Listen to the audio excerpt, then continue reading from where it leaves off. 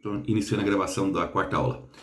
Deserto significa na Bíblia tanto lugar de encontrar Deus, como também lugar da tentação. Basta a gente ver no livro do Êxodo que o povo de Deus ele encontra com Deus no deserto, mas também no deserto esse povo ele é tentado e abandona Deus. Então o deserto ele tem essas duas dimensões, do encontro e da tentação. Então, é ali que o João Batista está pregando e anunciando que vai vir uma pessoa mais forte do que ele. Não esqueça essa palavra forte, tá? Jesus é forte em relação ao quê? Às forças do mal. Jesus vai enfrentar essas forças do mal e Jesus sempre será mais forte. Nós vamos ver isso durante aí algumas reflexões que nós vamos fazer.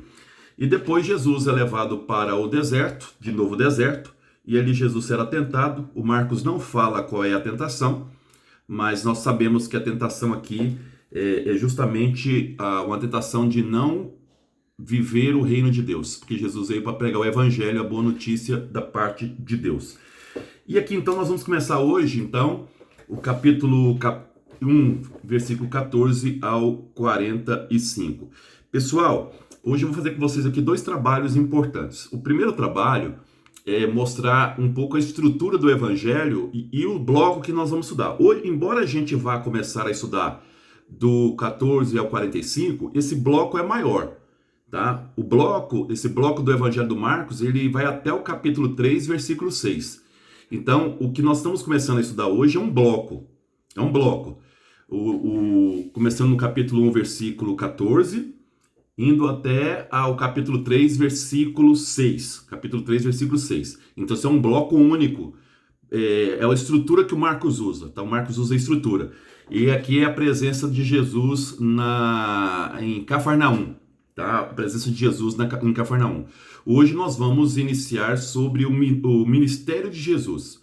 Então aqui eu preparei um material, eu vou começar com vocês a primeira parte mostrando um pouco a estrutura desse bloco, tá? Do capítulo 1, versículo 14 a 3, 6, esse bloco. E depois eu vou falar da exegese, que é a interpretação do texto de hoje, só para que vocês saibam, tá? Então nossa aula hoje tem dois momentos. O primeiro momento, a estrutura, para que vocês entendam um pouco a cabeça do Marcos, tá? E o segundo momento, a interpretação que a gente faz desses textos. Então eu vou partilhar, e a partir dessa partilha que a gente vai mostrando para vocês. Espera aí. Deixa eu voltar lá atrás. Quarta aula, tá? Quarta aula, Marcos. Então eu vou aumentar um pouco aqui. Vocês estão vendo aí? Dá um ok. Só fala ok. Estão vendo? Todo mundo tá vendo? Não tô escutando. Sim. Sim, né? Beleza. Então vamos lá. Então, quando a gente vai estudar o Evangelho de Marcos, existe hoje quase um consenso. Tem biblistas que põem um pouco diferente, mas o consenso seria isso aqui. Essa página aqui dá pra gente entender bem a cabeça do Marcos. Então existe um título, que é versículo 1, capítulo 1, versículo 1, que Jesus é o Filho de Deus, o Messias. Depois tem um pequeno prólogo, que é essa introdução do mensageiro, que é o João Batista, um pequeno prólogo. E aí o Evangelho do Marcos ele é dividido em duas grandes partes, tá? Essas duas grandes partes que nós vamos começar a estudar com vocês a partir de hoje. A primeira parte, o Marcos ele apresenta Jesus como Cristo. Isso vai do capítulo 1, versículo 14, até o 8, versículo 30. Então, do capítulo 1, versículo 14, até o capítulo 8, versículo 30, o Marcos ele vai mostrar que Jesus é o Messias, ele é o Cristo. Logicamente que o Marcos não usa a palavra Messias, porque ele está escrevendo na língua grega. Então ele vai apresentar Jesus como Cristo, que é a mesma coisa de Messias, que é o ungido. E a segunda parte, o Marcos vai apresentar Jesus como o Filho de Deus. Isso vai do capítulo 8, versículo 31 até o 15, 47. E depois o finalzinho do Evangelho, que é do capítulo 16, versículo 1 ao 8. Então essa página, que ela é muito importante para vocês, porque aqui está toda a estrutura do Evangelho. Como é que o Marcos pensou esse escrito dele? Se a gente pudesse dividir dessa forma, isso quase todos os biblistas assumem. Um ou outro vai mudar pouquíssimas coisas aqui. Eu só queria que vocês prestassem atenção que na primeira parte, quando Marcos define Jesus como Cristo, como Messias, a grande função do Messias é do ensinamento. Então, quando Marcos estiver falando que Jesus está ensinando, o Marcos está dizendo que Jesus é o Messias. E a segunda parte, quando ele apresenta Jesus como Filho de Deus, ele vai apresentar Jesus curando. Então, essas partes se misturam, porque o tempo todo, o fio condutor é isso. Qual que é o fio condutor de todo o evangelho do Marcos? É definir quem é Jesus. Isso é o fio condutor. Então, atrás de todo o evangelho, o Marcos está procurando responder quem é Jesus, que para ele é o Cristo e o Filho de Deus. Então, como é que ele apresenta Jesus como Messias, como Cristo? Quando Jesus está ensinando. E como ele apresenta Jesus como Filho de Deus? Quando Jesus está curando. Então, o tempo todo, o evangelho do Marcos vai apresentar Jesus ou ensinando ou curando. E o curar aqui não é só cura no sentido das curas físicas, mas também essas curas, o exorcismo, a expulsão do demônio. Porque na época de Jesus, todas as doenças eram tidas como demoníacas. Todas as doenças eram fruto de um espírito mau. Então a pessoa estava doente porque o espírito mal tinha tomado conta daquele corpo. Então, quando a gente lê a palavra exorcismo, é a mesma coisa que cura. Então, curar e exorcizar no Evangelho de Marcos é praticamente quase a mesma coisa, tá? Na verdade, um é a causa, o outro é a consequência. Então, vamos aqui. Então, aqui está a estrutura do Evangelho do Marcos. De novo, a aula de hoje nós vamos apresentar primeiro a estrutura desse bloco que vamos estudar e depois vamos aí a exegese do texto de hoje. Então, o ministério de Jesus na Galileia, essa é a primeira parte quase total do Evangelho do Marcos. E esse bloco que nós vamos estudar, que é o bloco até o capítulo 3, versículo 6, você vai ver que o nome Galileia aparece 4 vezes. E Cafarnaum aparece 2 vezes. E Cafarnaum está na Galileia. Depois do capítulo 3, versículo 6, já não se fala mais de Galileia, embora Jesus esteja na Galileia. Então, para mostrar que a Galileia, isso que é importante, a Galileia é mais do que um lugar geográfico. A Galileia é um lugar teológico dentro do Evangelho do Marcos. Não esqueçam disso. A Galileia é um lugar teológico mais do que geográfico. O que significa Galileia no Evangelho do Marcos? Lugar dos excluídos. Lugar de pessoas que não são valorizadas. Lugar de pessoas que são esquecidas. Então, ao afirmar que Jesus está na Galileia, o Marcos está dizendo que Jesus está com aquelas pessoas que a sociedade não leva em consideração. Os doentes, os endemoniados, os leprosos, as mulheres, as crianças, as pessoas simples. Então, Jesus inicia o seu ministério junto aos excluídos da sociedade. É isso que o Marcos está dizendo para nós. Então, a Galileia é muito mais do que um lugar geográfico, ela é um lugar teológico dentro do Evangelho do Marcos. Dizer que Jesus está na Galileia é o mesmo que dizer que Jesus está no meio das pessoas que são abandonadas. Deixa eu ver quem está chamando aqui. Espera aqui.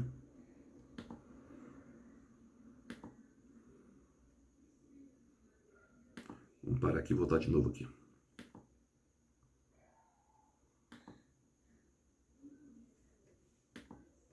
Vamos lá continuar. Muito bem. Então, só para lembrar, embora hoje nós vamos começar até o versículo 45, do 1,14 ao 45, essa é a nossa missão hoje, estudar do 1,14 ao 45, esse bloco é maior. Ele vai até o capítulo 3, versículo 6, onde Jesus está na Galileia. Embora todo o tempo ele seja na Galileia, tá? Mas aqui se frisa isso muito mais claro. Então vamos aqui.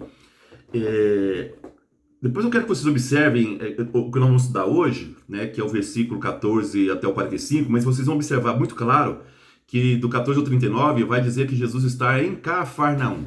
O Marcos, ele define Cafarnaum como a cidade onde Jesus morava. Então ele sempre fala, Jesus voltou para casa. Quando Marcos fala Jesus voltou para casa, ele voltou para Cafarnaum, tá? O núcleo desse evangelho que nós vamos estudar hoje, a parte mais importante, é justamente do capítulo 1, versículo 21 a 37, que é a jornada em Cafarnaum. O Marcos, ele inicia o ministério de Jesus, colocando Jesus em Cafarnaum. Ali em Cafarnaum, Jesus passa um dia todinho, ele vai ter aí praticamente 2 grandes ações. Uma, ele vai exorcizar, e a outra ele vai curar, tá? Curar a sogra do Pedro. Então, essa primeira parte que nós vamos estudar com vocês hoje, tem 2 ações de Jesus. A ação de curar, de exorcizar primeiro, e depois de curar. A Ramona disse que não está conseguindo acessar a aula, peraí. Será que ela tentou entrar? Alguém entra no grupo lá, porque eu estou gravando aqui a aula, fala para a Ramona, deixa eu ver se ela tentou aqui, peraí. Deixa eu ver se aparece ela aqui. Deixa eu ver. Tem, Deixa eu ver aqui. a Herodilta também. Permitir todos. Vou ver se vai dar certo. Aí veja lá no grupo, lá coloca lá alguma mensagem lá dizendo se elas conseguiram entrar. Deixa eu ver aqui por quê. Deixa eu ver se a Ramona.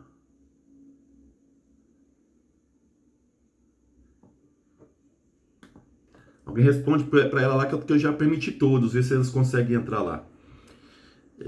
Vocês conseguem ver aqui igual tá aqui, ó, o mapinha ainda? Consegue? Eu não parei ainda não. Dá para ver ainda, né?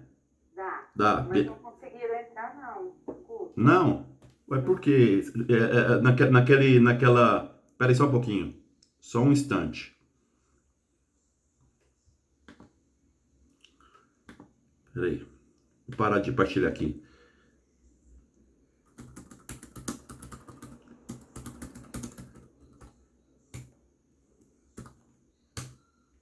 Deixa eu ver se elas conseguem agora. Deixa o link lá. Só um instante aí elas entrando. A gente continua ali. Mas eu vou explicando até elas entrarem.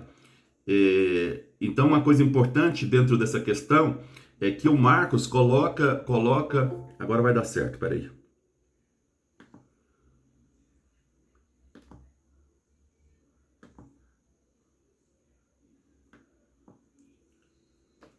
Pronto, a Eleonora e a Leotildo tá participando. Falta só a Ramona. Tô joia? Falta a Ramona. Vou esperar ela aqui, ver se ela entra aqui. Então, quando o Marcos coloca Jesus, ele evangelizando, começando em Cafarnaum. E quando a gente observa, por isso que eu falei para vocês pegarem a Bíblia na mão e ler esse texto, que começa no versículo 14 e vai até o 45, vocês vão perceber que Jesus ele tem aí duas grandes ações. Tá? A primeira ação, ele vai expulsar um demônio de um rapaz. Tá? O primeiro ponto vai ser isso, a expulsão de um demônio. Depois, ele vai curar a sogra do Pedro. Essas são as duas grandes ações de Jesus. E o evangelho que nós vamos analisar hoje termina Jesus fora de Cafarnaum. Ele está fora de Cafarnaum, nem se fala onde que ele está. Ele vai... Aqui agora eu acho que vai dar certo. Agora deu certo, está participando a Ramona. E a terceira vai ser uma cura de um leproso. Então vamos lá, só para a gente entender. Vocês lembram que o Marcos, isso que é importante para nós, vocês lembram que o Marcos ele está definindo Jesus como Messias, como Cristo e o Filho de Deus. Como Cristo ele ensina. Vocês vão ver o tempo todo, olha como é que ele começa aqui, ó. Só para vocês verem essa questão do ensinamento. Tá dizendo assim, lá assim, ó, entrar na Cafarnaum no sábado, e ali ele ensinava. Quem tiver com a Bíblia na mão, pode pegar o versículo 21, por exemplo. Fala, entrar em Cafarnaum, tá? Então Cafarnaum é importante aqui, porque o que nós vamos analisar hoje, o Jesus passa um dia todinho em Cafarnaum, a gente chama de jornada em Cafarnaum, ele passa um dia todo, e fala assim, entraram em Cafarnaum e logo no sábado foram à sinagoga. E ali ele ensinava. Quando o Marcos fala assim, onde você lê? Jesus ensinava, o Marcos está dizendo que ele é o Cristo, porque a função do Messias é ensinar para o Marcos. Então quando ele fala, ali Jesus ensinava. Estavam espantados com seu ensinamento, pois ele ensinava com quem tinha autoridade. O que Jesus ensinava? Marcos não fala. Porque o ensinamento de Jesus, o que é a autoridade do ensinamento de Jesus? É a prática dele. Aí vem depois a cura. Então, quando Marcos fala das curas, expulsão de demônios, o Marcos está dizendo para nós que Jesus é o Filho de Deus. Então, esses dois verbos é muito importante, tá? Presta muita atenção que eu vou explicar aqui agora. Marcos usou a palavra ensinar, ele está dizendo que Jesus é o Cristo. Ensinar. Quando ele falar que Jesus curar, ele é o Filho de Deus. Então esses dois verbos são chave de ligação, são chave de leitura, tá? Chave de leitura. Marcos falou, Jesus ensinou. Marcos está dizendo, ele é o Cristo. Jesus curou, ele é o Filho de Deus. Então as duas grandes ações de Jesus para Marcos, as duas grandes ações de Jesus para Marcos é o quê? É ensinar e curar. O que significa ensinar e curar? Significa que ele é o Cristo e o Filho de Deus. Ok? Simples até aí. Mas tem uma questão. O ensinamento dele curando é o que torna Jesus diferente. Isso dá autoridade para Jesus.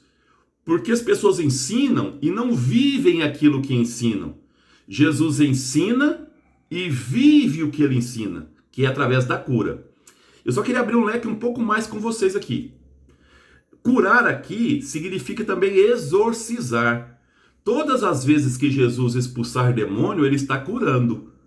Tá? Todas as vezes que Jesus exorcizar, ele está curando. Porque na época de Jesus, não se tinha a ciência que nós temos hoje. Então qualquer doença, febre, é um demônio que está na pessoa. Dor de cabeça, é um demônio que está na pessoa. Epilepsia, é um demônio que está na pessoa. Dor na perna, é um demônio que está na pessoa. Tá? Então sim, sempre que você cura alguém, você exorciza aquela pessoa. Tá bom? Então é isso que o Evangelho do Marcos vai dizer para nós. Então curar e exorcizar, tá? São coisas complementares. Porque para curar alguém de alguma doença, primeiro eu tenho que exorcizar. Por isso que o Marcos fala que ele curava e exorcizava. Ou exorcizava e curava. Porque uma coisa não vive sem a outra. Porque, de novo, naquela época, não se tinha as explicações científicas. E o Marcos está dizendo que Jesus curava. Para curar tem que exorcizar, tem que expulsar os demônios. Tem que trazer a pessoa de novo para a sociedade. Tá? Porque a cura é isso, você trazer a pessoa, dar dignidade para a pessoa. Porque toda pessoa doente, de alguma forma, perde a sua dignidade como pessoa. Ela está mal. E na época de Jesus, algumas doenças eram motivos de exclusão social, como, por exemplo, a lepra. Então, na época de Jesus, quem era leproso, ele era excluído socialmente. A mulher que estava menstruada, ela era excluída socialmente, ela não podia estar no meio das pessoas. Então, tinha algumas doenças que, além de causar um mal físico para as pessoas, causavam mal social também para essas pessoas. Então, Jesus, ao curar essas pessoas, trazia a dignidade física, mas também a dignidade social. Essas pessoas, de novo, elas podiam inserir-se na sociedade. Por isso que quando Jesus cura a sogra de Pedro, veja a atitude da sogra de Pedro. Ela passou a servir, ela passou de novo a ser membro da comunidade, ela passou a ter dignidade. E para os cristãos a dignidade ela se dá através do serviço. Mas eu vou lá continuar trabalhando. Só uma observação, a mulher depois do parto também era excluída. Sim, por causa do sangue. A mulher, durante 40 dias, ela tinha que esperar para se apresentar no templo. Isso é o que nós chamamos depois de... Quando fala que a mulher está de resguardo, era os 40 dias que se tinha que guardar para ir no templo se purificar novamente, porque ela perdeu sangue e ao entrar em contato com o sangue, ela se contaminou. E a mulher grávida, a mulher menstruada, a pessoa com lepra, são uma série de doenças que as pessoas eram excluídas. Só para vocês terem noção da lepra, como ela causava exclusão social, uma pessoa que estava com lepra, ela tinha que andar com uma espécie de matraca, era matraca, aquelas pau que faz barulho, e tinha que avisar quando ela fosse entrar na cidade ou ir passar próximo de uma cidade, para que as pessoas não se aproximassem dela. O máximo que ela podia aproximar de uma pessoa era 2 metros. A pessoa não poderia, isso está lá no Levítico, tá? 2 metros. E se tivesse ventando com vento, a pessoa tinha que ficar distante 4 metros dela. Senão a pessoa se torna... Mas naquela época era exclusão social, hoje é mais na questão médica, né? Não, sim, mas em alguns casos até hoje, né? Sim. Mas esse preconceito com relação à lepra, o que hoje não chama, né? Hoje é hanseníase, sim. Eu vou continuar a estrutura do texto lá e depois eu vou para a interpretação teológica do texto, tá? Eu estou primeiro mostrando qual é a cabeça do Marcos, como é que ele está pensando nesse texto. Então, o Marcos está narrando o ministério de Jesus em Cafarnaum. Em Cafarnaum, Jesus faz 2 ações, como eu falei para vocês. Primeiro, um exorcismo e depois a cura da sogra do Pedro. Uma coisa importante, o Marcos, ao apresentar Jesus como Cristo e Filho de Deus, ele coloca Jesus em choque com as autoridades. Porque as autoridades têm uma outra visão de Messias, que não é Jesus. E as autoridades não aceitam ele como Filho de Deus. Então, o Marcos ele vai apresentar aqui, vamos dizer, os opositores de Jesus o tempo todo. Quais são os opositores de Jesus? Os fariseus, vocês vão depois perceber isso, os escribas, os doutores da lei. Então, o tempo todo Marcos vai colocar Jesus em choque com Israel. Por isso que se você pegar de novo a Bíblia, por isso que eu falo para você estar com a Bíblia na mão aí, vocês vão perceber que lá no versículo 21 de novo, fala, entraram em Cafarnaum. Que dia que ele entrou em Cafarnaum? No sábado. Sábado aqui é uma palavra importante. O Marcos está dizendo claramente, sábado significa Israel, né? porque para Israel o sábado é sagrado, não se faz nada no sábado. E onde que Jesus entrou? Na sinagoga. Quase todas as ações de Jesus, até o capítulo 3, versículo 6, são feitas na sinagoga. O que o Marcos está dizendo para nós? As forças, né, de Israel vão entrar em choque com Jesus, porque a maneira de Jesus enxergar a relação do homem com Deus é diferente da relação de Israel. Então Marcos vai colocar aqui Israel como opositor a Jesus, uma espécie de desencontro. Então, nessa primeira parte, quase toda, vai ficar muito claro que existe dois mundos, tá? O Evangelho de Jesus, a boa notícia de Jesus, que cria uma nova sociedade, uma nova maneira de pensar. E aqui eu volto para vocês de novo, não pense Jesus apenas com a parte espiritual, porque o judeu não pensava assim. O judeu sempre pensou o mundo como uma coisa integrada, sociedade, política, economia, religião é uma coisa só, elas estão interligadas, não é igual nós que separamos as coisas. Ah, Jesus só falava de religião, não, Jesus falava de tudo. Em Jesus, quando ele falava de tudo porque as coisas estão integradas. Então Jesus apresenta um novo modelo de sociedade, um novo reinado de Deus, um reinado onde as pessoas são irmãs, são fraternas, se respeitam, todos têm sua dignidade. Essa é a visão de Jesus, contra uma sociedade judaica que o Marcos vai apresentar extremamente excludente. Como eu falei para vocês, os leprosos são deixados de lado, os endemoniados são deixados de lado, os doentes são deixados de lado. Então aqui nós temos dois modelos de sociedade que o Marcos está apresentando. Aqui Jesus está propondo de inclusão dessa gente, por isso que Galileia, a terra dos excluídos, a inclusão dessa gente contra uma sociedade que não quer incluir, que é a sociedade judaica. Tá? Então são dois modelos. Por isso que o evangelho do Marcos aqui que nós estamos analisando, Jesus ele prega no sábado, ele ensina no sábado e ele vai exorcizar no sábado. Onde? Na sinagoga. Então sábado e sinagoga são sinônimas, palavras sinônimas de Israel, de modelo de sociedade judaica. Tá? Então que o Marcos vai apresentar então um choque, um desencontro entre o modelo de Jesus e o modelo da sociedade de Israel. Tá? Vamos aqui, então, aqui são as controvérsias com Jesus e as lideranças da época. Então, o que importa nesse bloco? Eu estou analisando aqui um bloco maior para depois analisar a teologia até o versículo 45, que é o bloco de 1 a 14 ao 3, 6. A relação de Jesus com o judaísmo. Como é que é essa relação? De desencontro. Tá? Então, por isso que eu falei para vocês, o Marcos ressalta a sinagoga e o sábado. Quando você vai ler essa parte, 21 a 31, e depois 2, 23 e a 3, 6... onde acontecem essas práticas de Jesus? Geralmente no sábado. Sábado como sinônimo de sociedade judaica. Qual é o pano de fundo disso tudo do evangelho? Quem é Jesus para o Marcos? O Marcos está apresentando para a sociedade que está escrevendo. Quem é Jesus? Jesus ele é diferente da sociedade judaica, está dizendo Marcos. Jesus ele é o Cristo. Ah, o Cristo dos judeus? Não. Ele é o Filho de Deus. Então isso já choca com a sociedade judaica. Então Marcos está dizendo, Jesus não tem nada a ver com esse judaísmo, com essa sociedade excludente. Ele é diferente. Qual que é o cenário predominante nesse primeiro bloco? A sinagoga. Então quero que vocês vão observando isso, tá? Esse encontro, esse embate entre Jesus e Israel, que vai ser o tema central até o capítulo 3, versículo 6.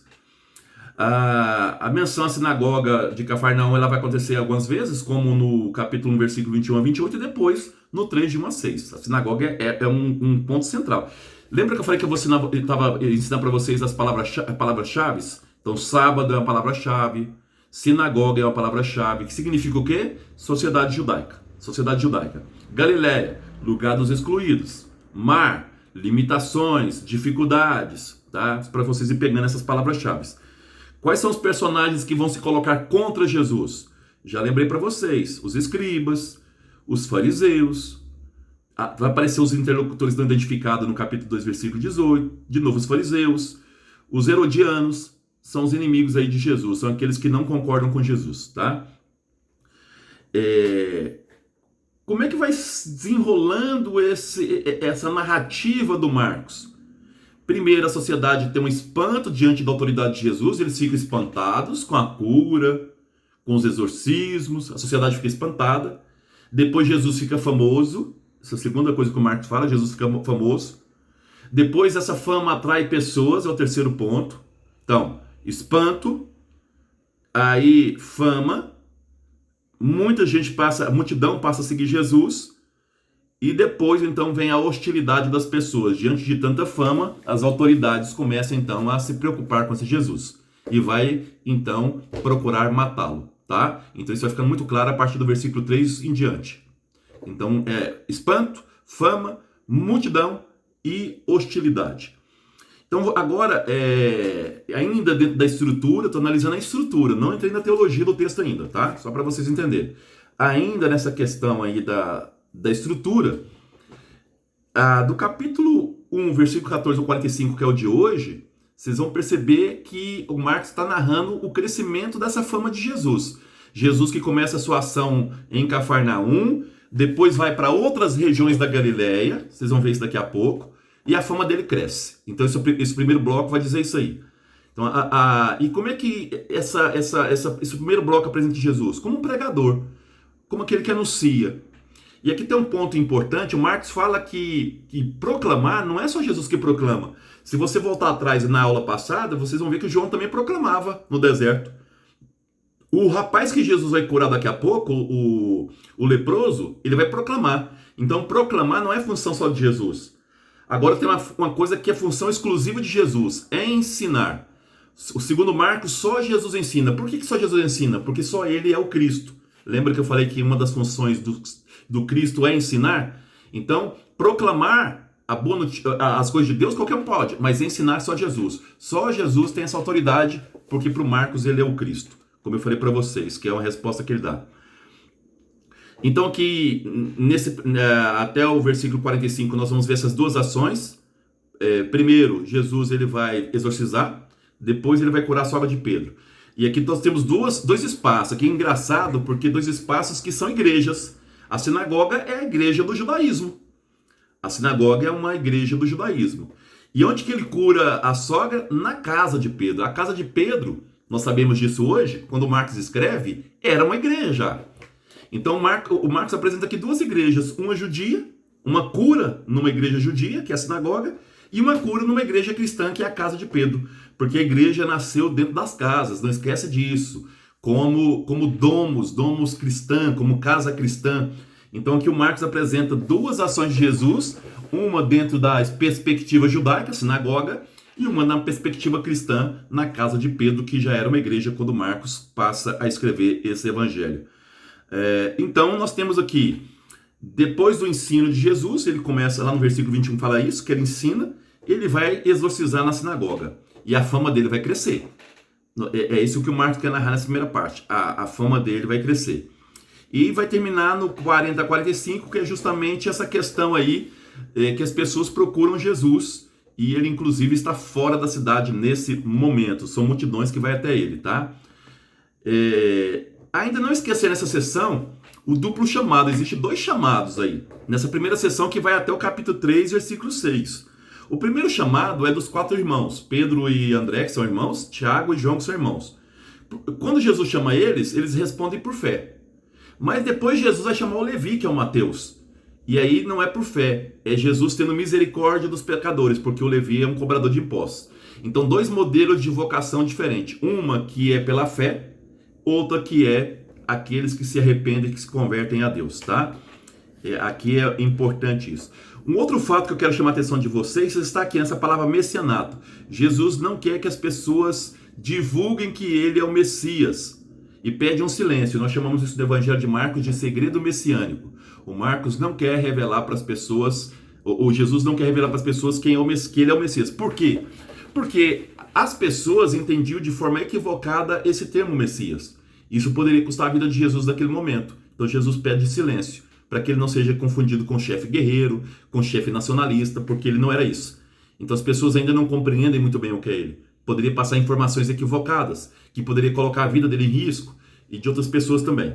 Então ele pede esse segredo messiânico, nós vamos ver isso, tá bom? Agora então vamos passar para exegese, que é a teologia do texto, para a gente entender. Nós vamos estudar hoje com vocês do 1, 14 ao 45, eu peguei por blocos, obedecendo a lógica desse textinho aqui que eu passei para vocês, só para que vocês, aqueles que estão lendo, não perder o foco, tá? Então eu vou pegar por blocos e para vocês entenderem. Então, primeiro ponto. Quando Marcos apresentou Jesus como Messias, como Filho de Deus, uma coisa importante, principalmente como Cristo, é que Jesus ia enfrentar forças poderosas. O que são forças poderosas no Evangelho de Marcos? São as forças malignas. Então Jesus, ele é o mais forte. Marcos apresenta ele a partir do João lá, João Batista. João Batista chama Jesus de virar aquele mais forte do que eu.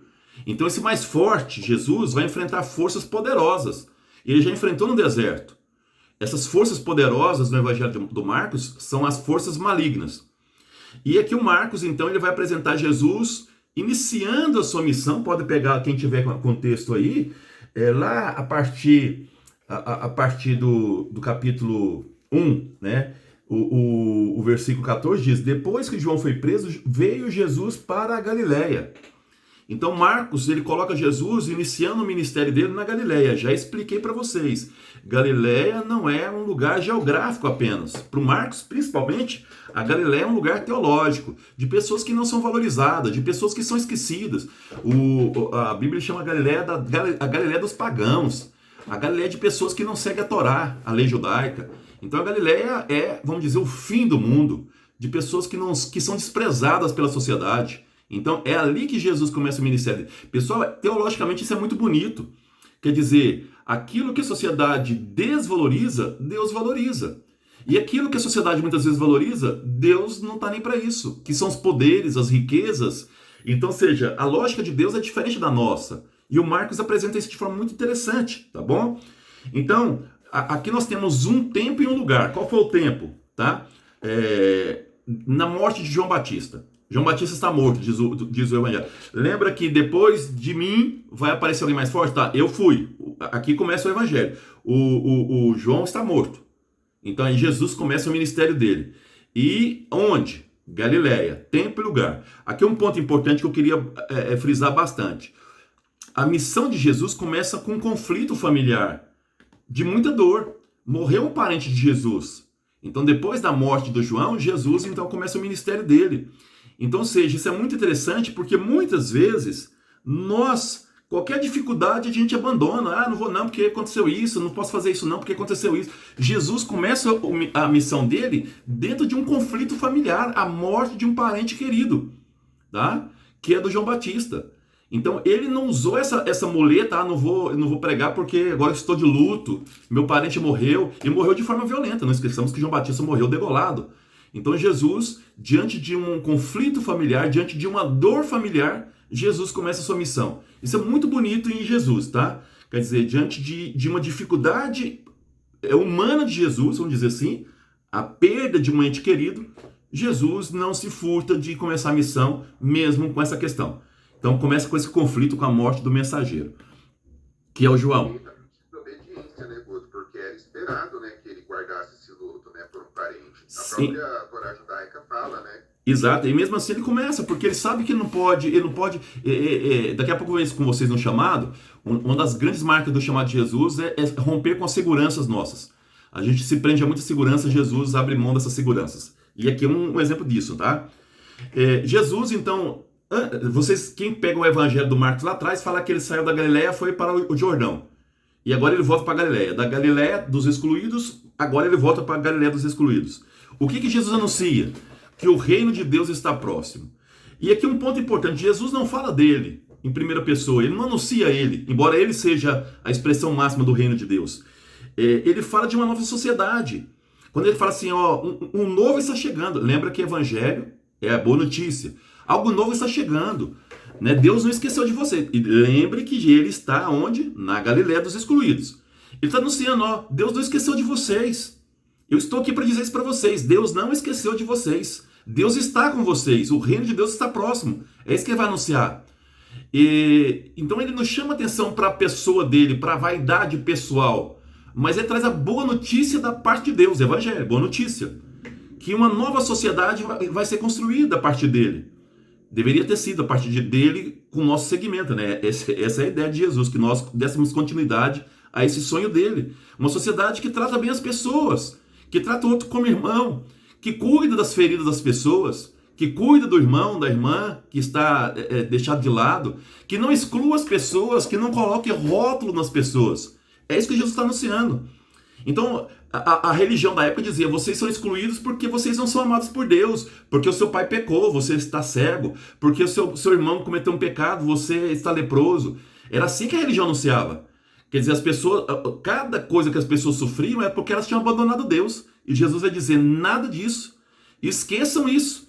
E olha bem que Jesus não inicia a missão dele no templo religioso lá em Jerusalém. É no lugar dos excluídos, onde que ninguém quer olhar, onde ninguém volta os seus olhos, é ali que Jesus está pregando.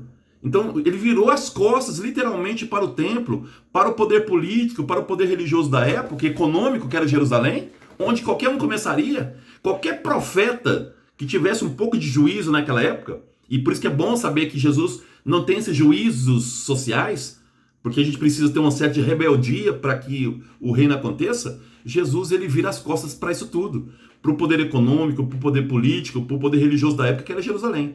E ele vai para onde? Para a terra dos excluídos, a Galileia.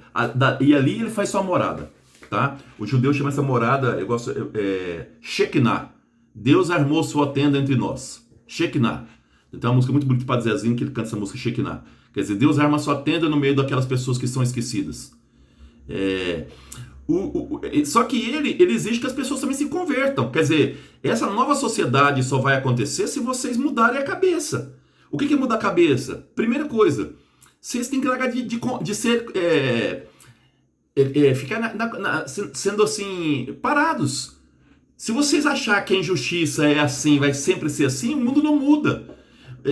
Para que as coisas comecem a melhorar, tem que mudar a partir de nós. Jesus trabalha muito essa ideia do ser humano mudar a partir de dentro, a cabeça e o coração.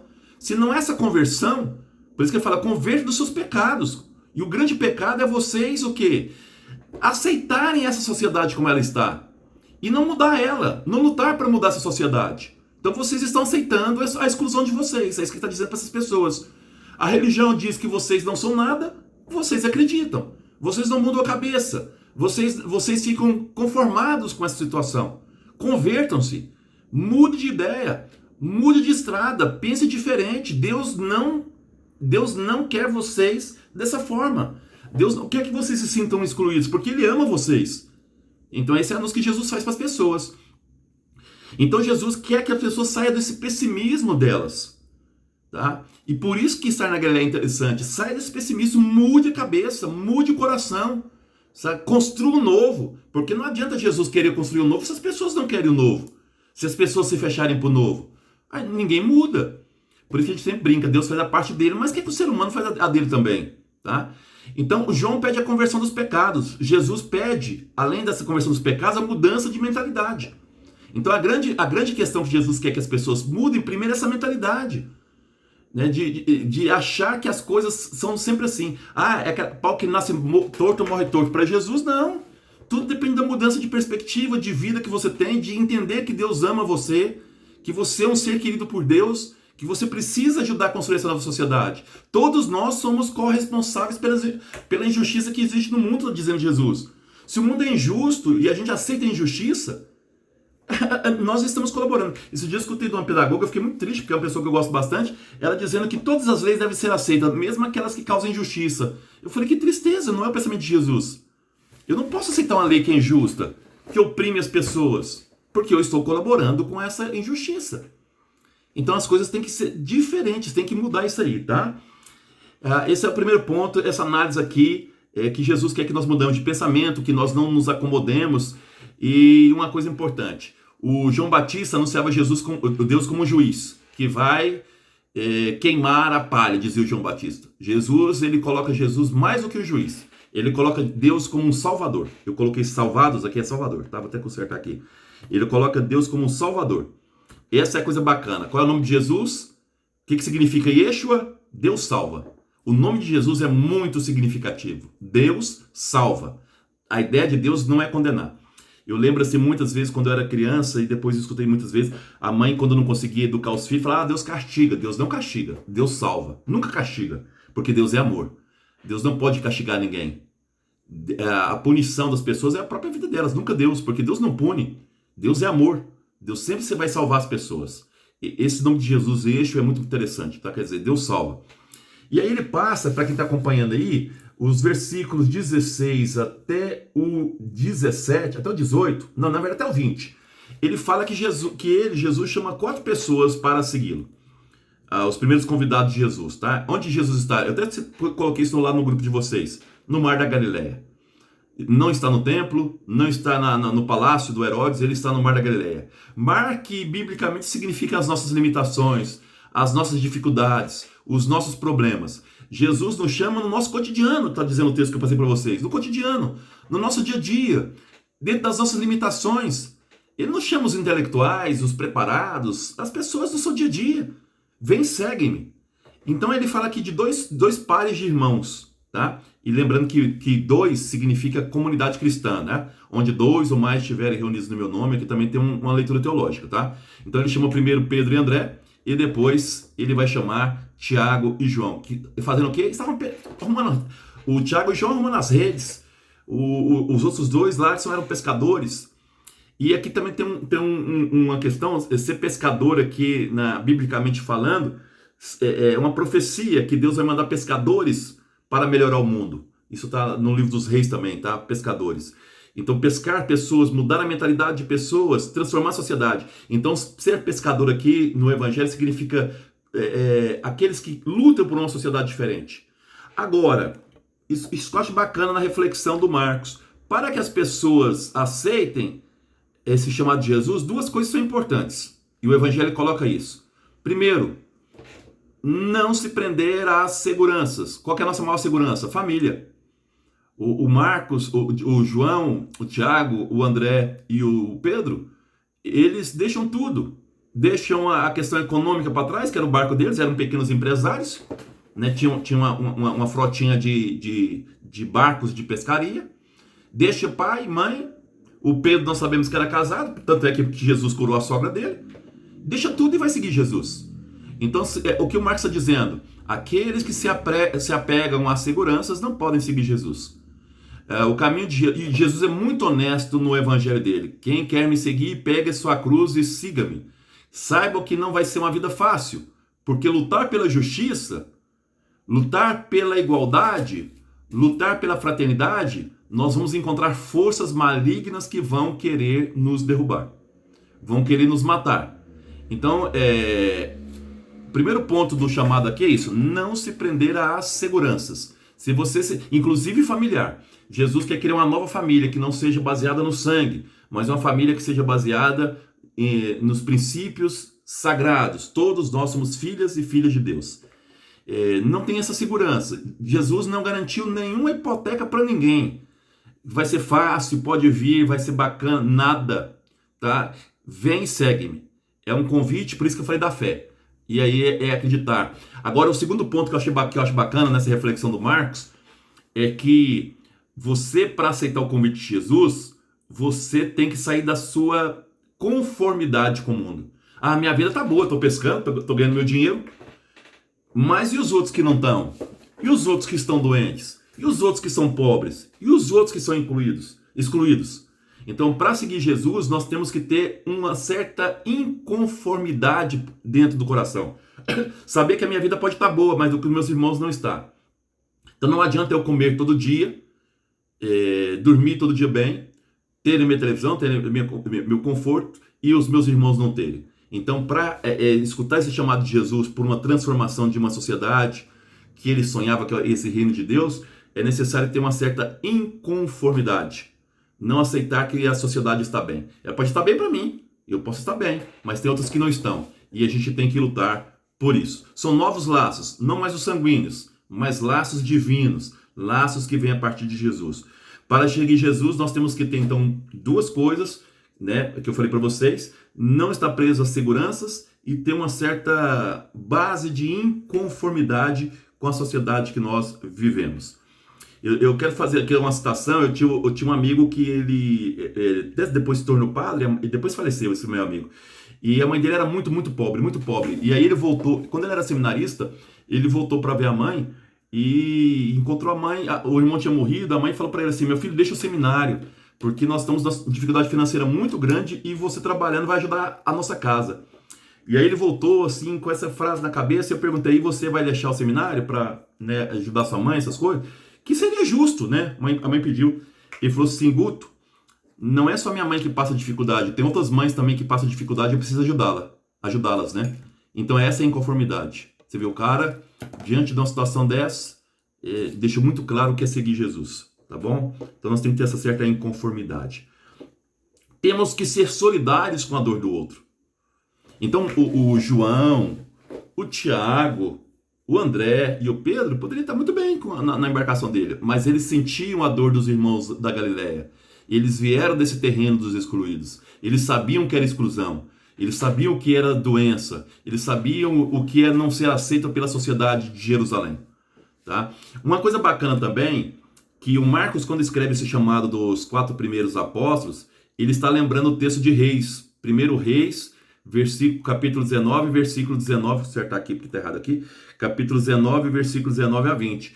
O Elias, quando chamou Eliseu estava cuidando dos bois e deixou tudo para seguir o Elias. O Marcos está dizendo para nós que Jesus é esse novo Elias. Então ele está chamando Jesus desse novo Elias, que faz o mesmo chamado. Tá? O chamado de Jesus é urgente, não dá para esperar. O Eliseu, ele não falou para o Elias, deixa eu despedir dos meus pais. O Elias deixou. Jesus nem isso permite. Tá? Então, ou seja, vem, segue-me. A questão é para hoje, não é para despedir do parente, dar tchau. O negócio é para agora. Então, esse chamado de Jesus é um chamado urgente.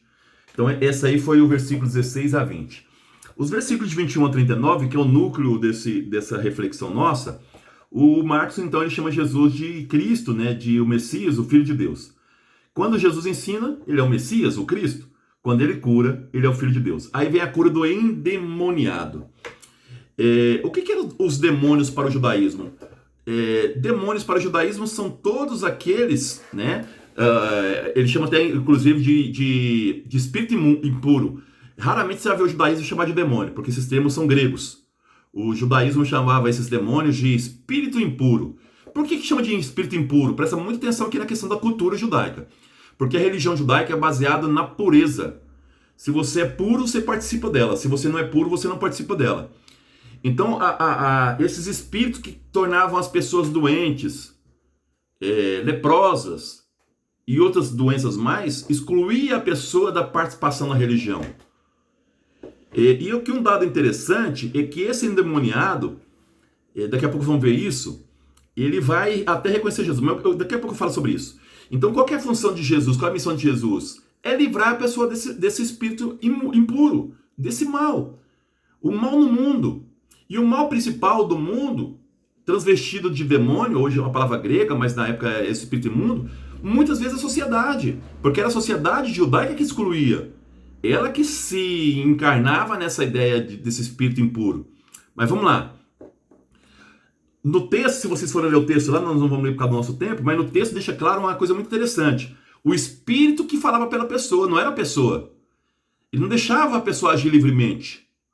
Então esse espírito alienava a pessoa e dizia, eu sei quem tu és, Jesus de Nazaré, o que queres da gente? E aqui o Marcos está citando outro texto de Reis, que é justamente quando aquela viúva de Sarepta falou para Elias, o que tem entre eu e ti, Elias? Saia daqui.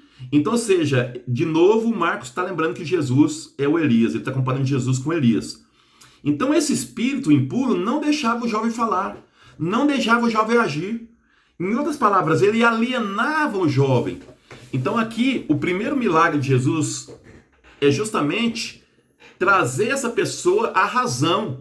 Então, esse homem está alienado, ele não consegue enxergar a realidade que ele vive. E isso fez com que ele fosse uma pessoa fora da sociedade. Pode ser uma doença qualquer, que o Marcos não fala qual é essa doença, mas de qualquer forma não é a pessoa que age por ela. Ela age por terceiros, que na época achavam que era um espírito.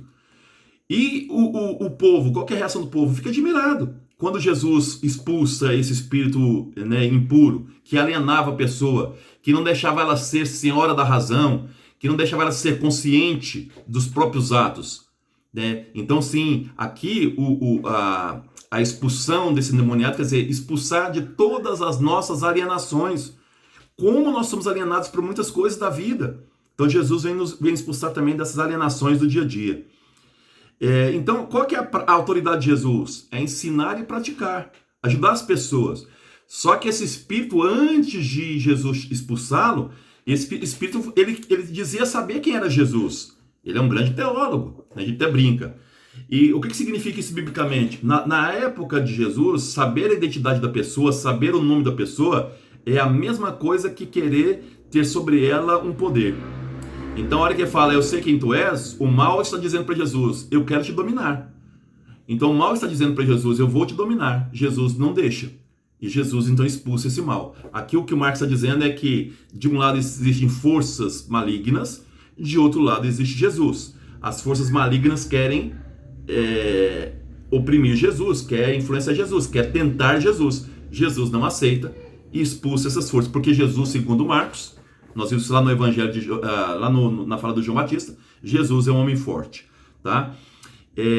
O ensino de Jesus desestabiliza a velha ordem e a fama de Jesus vai crescer. Aqui, só para finalizar, que eu já falei para vocês, para os antigos, a febre era demoníaca, porque aqui vai falar da sogra do Pedro. Então, Jesus vai curar essa mulher, né, vai curar, e ela vai servir. Então, qual que é a mensagem do Marcos? Jesus cura, expulsa os demônios, liberta as pessoas, traz dignidade, e quando a gente tem dignidade, a gente tem que servir as pessoas. Jesus não cura para a gente ser mais bonito, Jesus não cura para a gente ser mais forte, para a gente oprimir. Jesus nos cura para libertar cada um de nós, para que a gente possa servir os nossos irmãos. Quando nós estamos curados por Jesus, nós temos que ter a consciência que agora é minha vez de ajudar as outras pessoas. O que fez a sogra de Pedro? Ela foi servir. Então nós somos curados por Jesus para servir. E finalizando, aqui Jesus está no deserto e ele é tentado pelo demônio, sim, mas na pessoa dos apóstolos. Aqui é interessante que o Pedro fala, Senhor, o Senhor está famoso. Muitos estão te procurando. É isso que o Pedro faz. E quando Jesus percebe essa questão da vaidade, muitos estão me procurando, e o Pedro queria tirar uma lasquinha dessa fama de Jesus, se fosse hoje o Pedro ia falar, vamos tirar uma selfie aqui, Senhor, para a gente postar no Facebook. O que Jesus fala para ele? As pessoas estão me procurando, eu estou famoso, então é hora de sair daqui e ir para outro lugar, pregar, porque não foi para ser famoso, não foi para vaidade pessoal que eu vim. Eu vim para ajudar as pessoas. E não para ser famoso, e não para ser procurado para ter essa fama. Então Jesus sofreu uma tentação do próprio Pedro, o próprio apóstolo, tentando Jesus com a questão da vaidade pessoal, e Jesus cai fora nesse momento. E por fim, a cura de Jesus com o leproso estava fora do convívio social, e aí o evangelho em grego fala que Jesus ficou irado, mas a ira de Jesus não é com o leproso, é com a sociedade que excluiu o leproso, vocês vão entender isso depois, tá? E aqui Jesus faz um gesto que é interessante, que o Marcos fala. Jesus tocou no leproso antes de ser curado. Você sabe que não podia tocar no leproso, que quem toca no leproso fica também impuro. Jesus está dizendo claramente, eu não sigo as normas dessa sociedade que exclui. Então Jesus cura tocando no leproso. E aí diz para o leproso não contar para ninguém dessa cura, porque ele não queria ser confundido com outro tipo de Messias. O leproso alegre demais vai e conta. E a partir desse momento que as pessoas sabem que Jesus tocou no leproso, ele já não pode entrar na sociedade. Onde Jesus fica? Fora. O evangelho, eu vou terminar dizendo essa frase aqui, ó, tá lá no versículo 45. Permanecia fora em lugares desertos. Jesus já não pode entrar na cidade mais, porque ele tocou no leproso. E de toda parte vinham procurá-lo. Embora ele ficasse fora, a população ainda procurava Jesus. É interessante que Jesus fez o bem por uma pessoa e vamos dizer, a sociedade passa a excluí-lo porque ele tocou naquela pessoa e ele passou a ser um impuro para a sociedade que exclui. Jesus não se importou com isso. Jesus se envolveu com o problema da outra pessoa de tal forma que acabou respingando em Jesus. Jesus se importou com isso? Não. Porque Jesus veio acabar com essas exclusões. E é justamente isso. E as pessoas abandonaram Jesus? Não. Já que Jesus não está na cidade, vamos nós atrás dele. Vamos nós onde ele estiver. Tá bom? Paro por aqui e vou abrir agora para vocês fazerem as perguntas. E aqui eu finalizo a gravação.